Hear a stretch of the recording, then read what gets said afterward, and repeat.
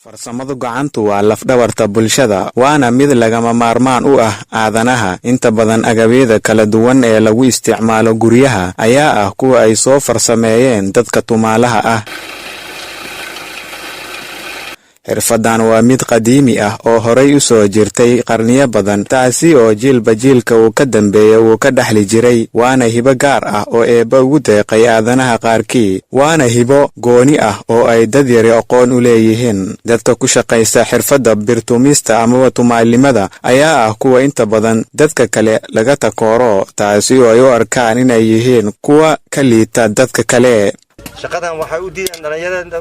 qabiil waxa leeyahay qabiilkan birta ma sameey qabiilkan ma sameey ninka qabiilkan sameeyna oo baaran sameeyna waa midgaan waa tumaal alle ana inta qabiilan ka dhashay waa garra birtan waa isbare waa xidayno aqaano ma jirto anigana guriga aan u bartay inaan ku shaqaysto ku noolaa yaan u bartay hadda waxa leeyahay gabaraan doonay waa liididani waxa leeyahay waa ninkan waa tumaal ma la siinay gabar قرب ما تواب كبح بس أنا وبع برتموه وبع قبيل ما فهمت شقة أسر أنا يرد ودي دي أنا يرد أيك شقيستان بدنا عقود مركب وعاود ضد وحاجر هرب يعني واحد مدة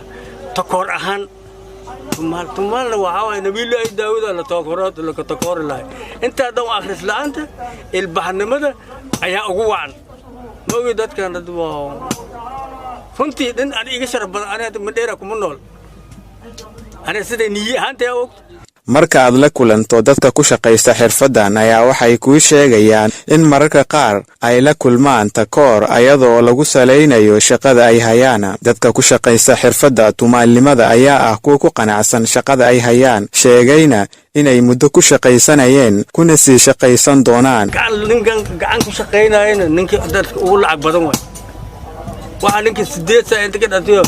وكل هذين سداد بقول الله شكرا أنا لبدي ساعة 2,000 إلى هدي سوغاجي أنك بقى دين اللي هم الهانا فك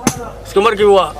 دنتي كرانا. xirfadda tumaalimada ayaa ah mid horay u soo jirtay, wakhtigaana u muuqata mid dabar go'aysa, taasi oo loo aanaynayo warshadaha casriga ah oo tartan kula jira kuwa hadda gacan ku samayska ah, iyo in dhalinyarada qarniga ay ka faanaan inay ku shaqaystaan xirfadda tumaalimada ayagoona u arka inay tahay shaqo adag oo aan la qaban karin. dadkan baday tagaan wax ka dambeey malaha